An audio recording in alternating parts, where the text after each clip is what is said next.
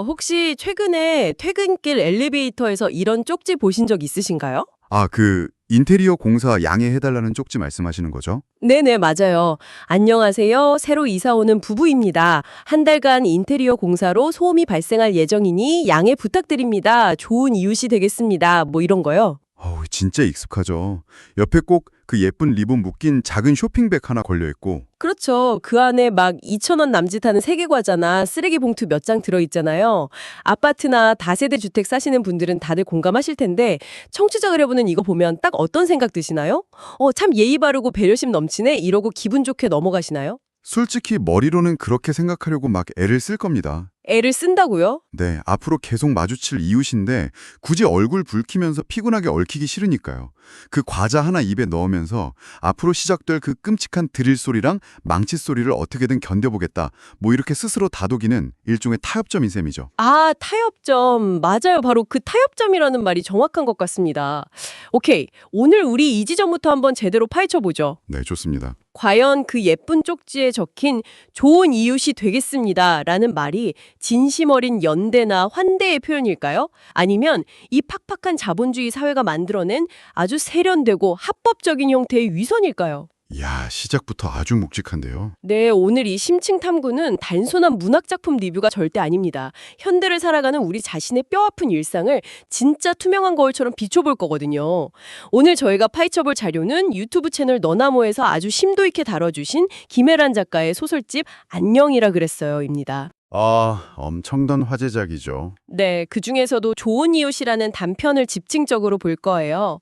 책을 전혀 안 읽으신 분들도 100% 공감할 수밖에 없는 우리의 일상 속 아파트, 층간소음, 부동산, 그리고 돈.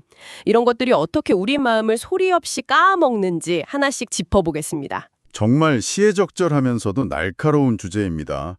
본격적인 이야기에 앞서서 우리가 맥락을 좀 짚고 넘어가야 할 부분이 있어요. 김혜란 작가가 무려 8년 만에 신작을 냈다는 사실입니다. 와, 8년이요. 공백기가 꽤 길었네요. 엄청 길죠. 그 8년 동안 우리 사회를 휩쓸고 지나간 거대한 파도들을 한번 떠올려 보세요. 청취자 여러분도 다 겪으셨겠지만 팬데믹 때문에 타인과의 물리적 단절을 뼛속까지 경험했잖아요. 아, 그렇죠. 마스크 쓰고 다 피하고 다니고. 네. 게다가 가상화폐 광풍이 불었고 무엇보다 벼락거지니 벼락부자니 하는 신조어를 아예 일상어로 만들어버린 끔찍한 부동산 폭등기가 있었습니다.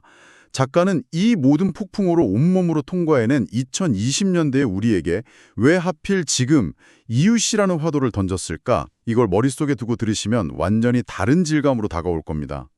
보통 우리가 부동산 폭등이나 뭐 경제적 격차 이야기할 때는 뉴스에 나오는 복잡한 경제 지표나 꺾은 선 그래프를 떠올리잖아요. 근데 분석을 보니까 작가의 시선은 완전히 다른 곳을 향하고 있더라고요. 네, 맞아요. 여기서 아주 흥미로운 포인트가 김혜란 작가가 일반적인 소설 전공이 아니라 한국예술종합학교 극작과 출신이라는 겁니다. 아, 극작가요? 연극 대본 쓰는 그 극작가요? 맞습니다. 희곡과 연극 무대를 공부한 사람이라서 공간을 다루는 방식 자체가 남달라요. 인물들이 서 있는 물리적인 위치나 공간의 단차, 시선의 방향 이런 거에 엄청 예민하게 반응하거든요. 그러니까 소설 속 아파트가 그냥 평범한 배경이 아니라는 거네요. 정확합니다. 윗집의 그 화려한 인테리어 공사 현장, 그리고 그 소음을 밑에서 고스란히 견뎌야 하는 아랫집, 이 수직적인 구조가 단순한 아파트가 아니에요. 자본의 크기에 따라 권력이 나뉘고 심리가 격돌하는 거대한 연극 무대로 작동하는 거죠. 와, 소름 돋네요. 그래서 신영철 문학평론가가 김혜란 작가를 가리켜서 사회학자라고 불렀군요. 네, 작가는 주택 보급률이나 진위 계수 같은 통계를 가져오지 않아요. 대신 천장을 뚫을 듯이 울려 퍼지는 위층의 망치 소리, 그리고 그 소리에 속수무책으로 노출돼서 거실 소파에서 불안에 떠는 아래층 사람의 요동치는 마음을 현미경처럼 들여다봅니다. 통계가 아니라 한 사람의 마음으로 구조를 꿰뚫어보는 거네요. 거시경제의 흐름을 동네 친구가 집 샀다는 소식 들었을 때 내쉬는 그 짧은 한숨, 이런 미시적인 렌즈로 본다는 거잖아요. 맞습니다. 물리적인 소음이 어떻게 심리적인 폭력으로 바뀌는지 그 미세한 균열을 통해 주거 불평등이라는 거대한 시대적 구조를 타건하게 증명해내는 거죠. 아, 그렇게 듣고 나니까 아까 오프닝에서 이야기했던 윗집 인테리어 공사 쪽지가 완전히 다르게 보여요. 어떻게 달라 보이시나요? 그 새로 이사 오는 부유한 젊은 부부가 2,000원짜리 과자 돌리면서 좋은 이웃 되겠다고 선언했잖아요. 근데 막상 공사 시작되고 굉음이랑 진동이 막 덮쳤을 때 이 부부 어떻게 하죠? 전화를 아예 피하죠. 네, 현장 인부들한테 싹 다 떠넘겨 버리잖아요. 여기서 우리는 질문을 던질 수밖에 없습니다. 과연 그 부부에게 좋은 이웃이라는 말의 진짜 의미가 뭐였을까요? 그건 타인에 대한 연대나 진정한 배려가 절대 아니에요. 그럼 뭐죠? 내 돈 들여서 내가 원하는 대로 집 꾸미겠다는 나의 정당한 재산권 행사를 위해 미리 쳐둔 얄팍한 방어막에 불과했던 겁니다. 와, 얄팍한 방어막. 진짜 뼈 때리네요. 자본의 논리 안에서는 누군가가 단지 합법적으로 돈을 쓰고 권리를 누린다는 사실 하나만으로도 타인에게는 숨막히는 폭력과 상처가 될 수 있다는 씁쓸한 민낯을 보여주는 대목이죠. 합법적인 폭력이요? 근데 참 이런 자본의 폭력이나 이웃 간의 단절이 비단 눈에 보이는 소음 문제로만 나타나는 건 아니잖아요. 그렇죠. 심리적인 부분도 아주 크죠. 네. 그 눈에 안 보이는 심리적 격차가 어떻게 인간관계를 뒤틀어버리는지 보여주는 에피소드가 있었는데 전 진짜 여기서 마음이 너무 무거웠어요. 주인공이 독서지도 하던 그 제자, 시운의 가족 이야기요. 그 에피소드가 우리 일상의 심리를 진짜 날카롭게 찌르죠. 주인공은 휠체어를 타는 가난한 제자 시윤에게 평소 깊은 연민을 느끼고 살뜰히 챙겼습니다.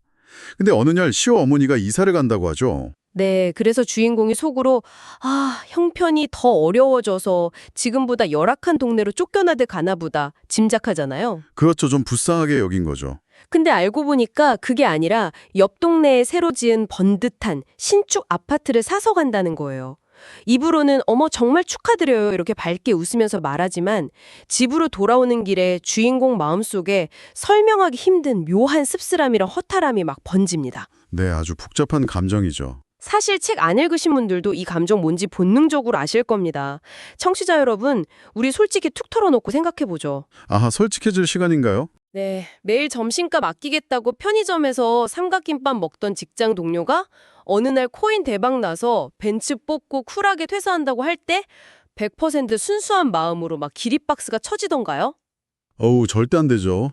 배 아파서 잠도 안 올 겁니다. 그러니까요. 아니면 취업 준비할 때 매번 내 지갑 절어서 밥 사주고 커피 사주면서 고민 상담해주던 대학 후배가 떡하니 강남 신축 아파트 청약 당첨됐다고 할 때요. 겉으론 축하해 카톡 보내지만 화면 끄는 순간 밀려오는 거 알 수 없는 박탈감. 나는 그동안 대체 뭐라고 살았나 하는 자괴감이요. 주인공의 씁쓸함이 딱 이런 찌질한 감정 아닐까요? 진짜 우리 일생에서 마주치는 가장 찌질하고 감추고 싶은 심연을 정확히 짚어주셨습니다. 작가는 그 불편한 진실을 안 피하고 정면으로 응시해요.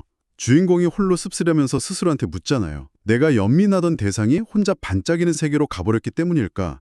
마주보는 건 괜찮지만 올려다보는 건 싫은 걸까? 와, 마주보는 건 괜찮지만 올려다보는 건 싫다.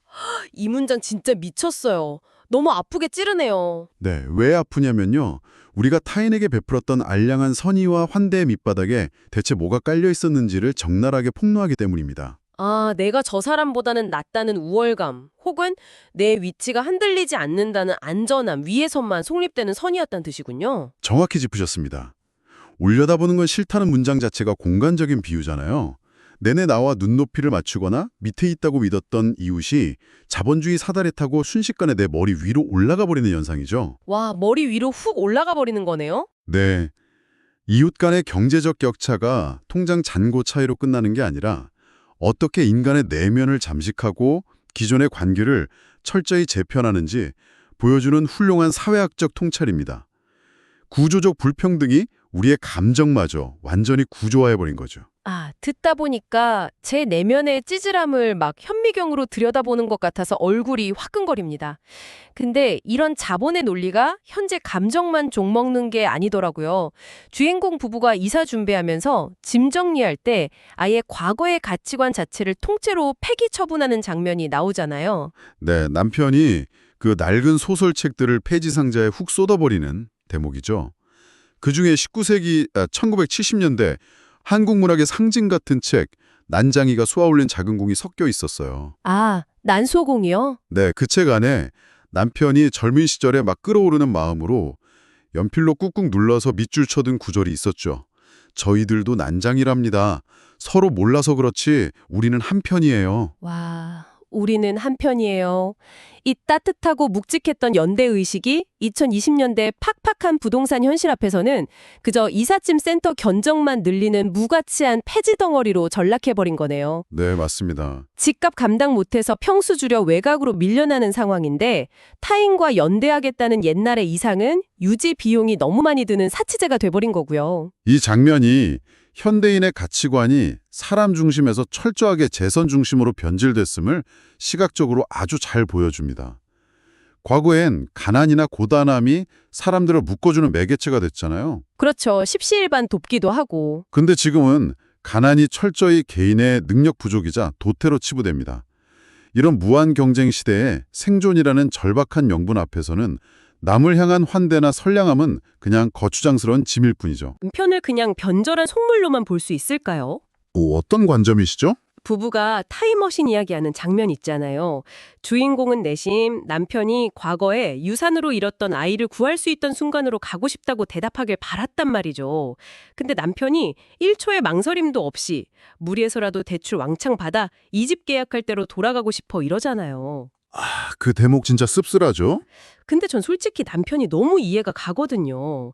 눈앞에서 아파트 값이 몇 억씩 뛰고 전세금 올려달라고 압박받으면서 하루아침에 벼락거지 되는 걸 겪었는데 어떻게 초연하게 우리는 한편이야. 이러고 살아요.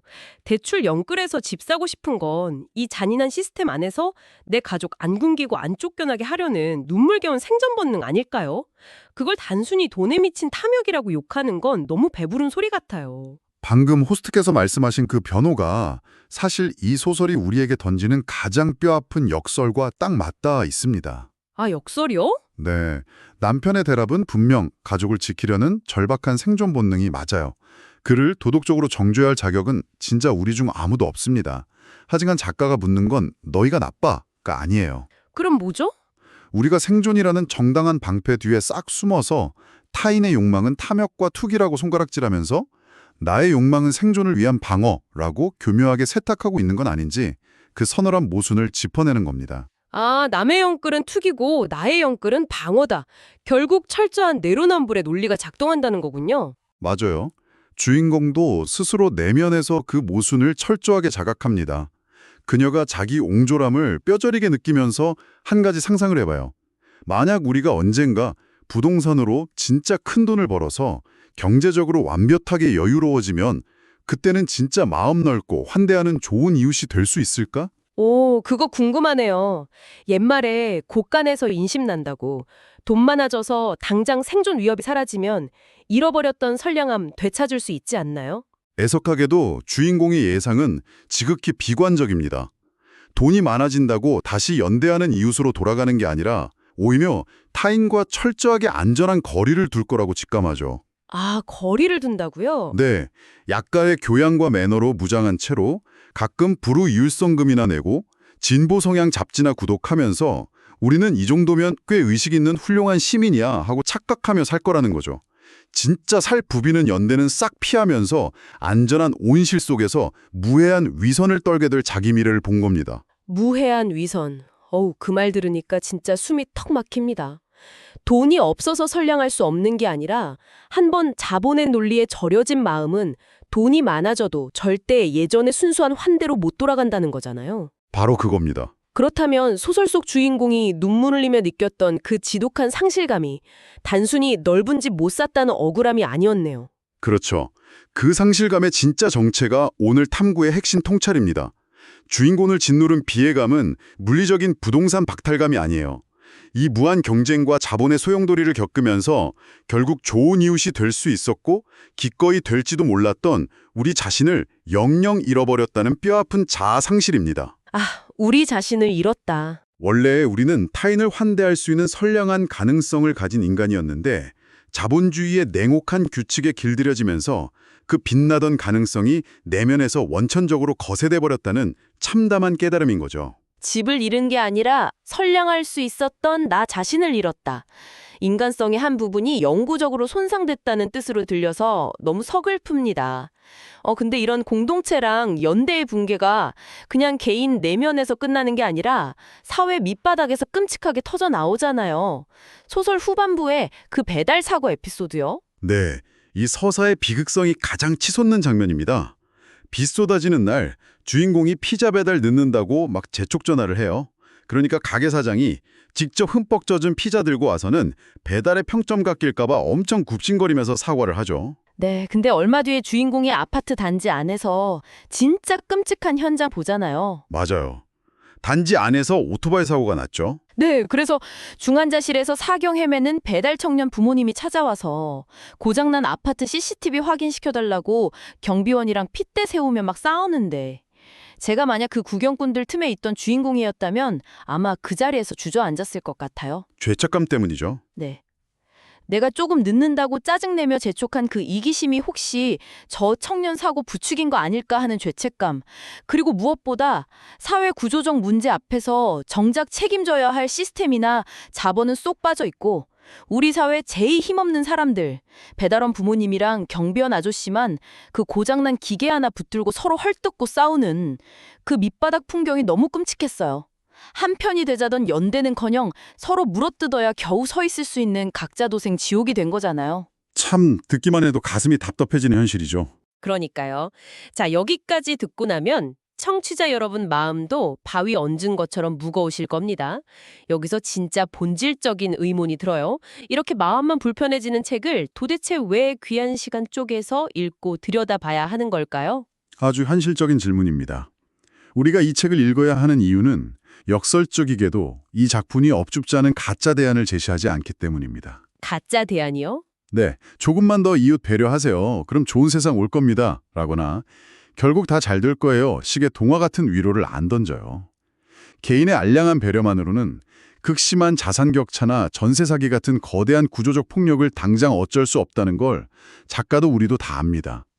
대안이 없다는 그 차가운 현실을 도피하지 않고 우리 내면의 또아릿은 속물근성이랑 비겁함을 끝까지 정직하게 응시하도록 몰아비치는 겁니다. 아, 정직하게 응시한다.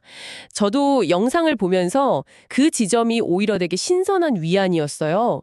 이 소설이 주는 진짜 위로가 나만 이런 쓰레기 같은 감정 느끼는 게 아니었구나 하는 묘한 안도감이더라고요. 맞아요. 나 혼자만 그런 게 아니라는 위안. 나 혼자만 집값에 안달복달하고 남 잘 되는 거 배 아파하면서 겉으론 착한 척하는 위선자인 줄 알고 매일 밤 자책했는데 알고 보니 그 찌질하고 옹졸한 감정이 내 인성 문제가 아니었던 거죠. 구조적 불평등이라는 거대한 폭력이 이 시대 사람들에게 공통적으로 심어놓은 시대의 감정이라는 걸 확인받는 순간 알 수 없는 위로를 받게 됩니다. 내 상처가 개인의 결함이 아니라 사회적 맥락 속에 놓여 있음을 깨닫는 것. 그게 문학이 주는 가장 깊은 치유일 겁니다. 그렇다면 이 통찰을 바탕으로 우리는 이 각박한 시대를 어떻게 살아야 할까요? 더 나은 삶을 위한 현대적 전략은 뭐가 되어야 할까요? 네, 어떻게 해야 되죠? 묘한 첫걸음은 직시하는 겁니다. 더 이상 내 이기심과 탐욕을 이 험한 세상에서 가족 지키기 위한 생존이라는 그럴싸한 방패 뒤에 숨기지 않는 거예요. 생존 뒤에 숨지 마라.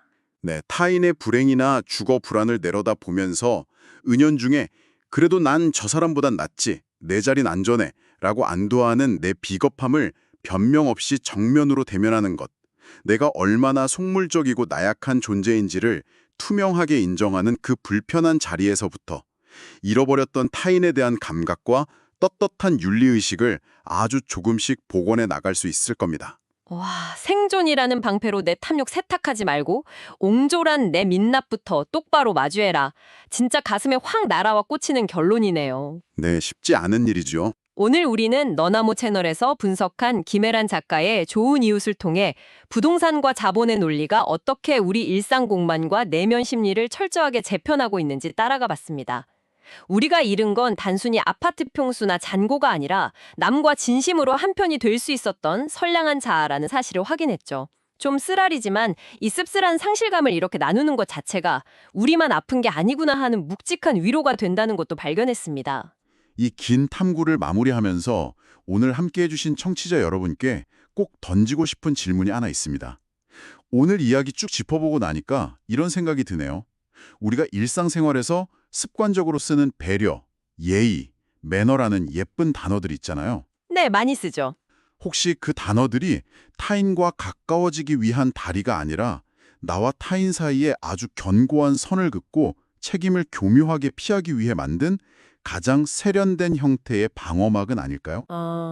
예의와 매너가 오히려 남을 밀어내는 합법적인 방어막일 수 있다. 오늘 하루 종일 제가 이웃들한테 했던 인사들을 하나하나 다 되짚어보게 만드네요. 진짜 연대와 끈끈함을 잃은 그 빈자리를 우린 지금 얼마나 교양 있고 예의 바른 단어들로 포장해서 가리고 있을까요? 청취자 여러분, 오늘 퇴근길 엘리베이터 타서 이웃과 가볍게 목례 나눌 때 혹은 문 앞에 작은 안내문 마주칠 때 꼭 한 번쯤 곰곰이 생각해 보시길 바랍니다. 나는 그리고 우리는 과연 어떤 이웃이 되어가고 있는지를요. 오늘의 심층 탐구는 여기서 마칩니다. 끝까지 귀 기울여 주셔서 깊이 감사드립니다. 다음 시간에도 당신의 일상을 새로운 시각으로 뒤집어줄 흥미로운 통찰과 함께 찾아오겠습니다. 안녕히 계세요. 감사합니다. 안녕히 계세요.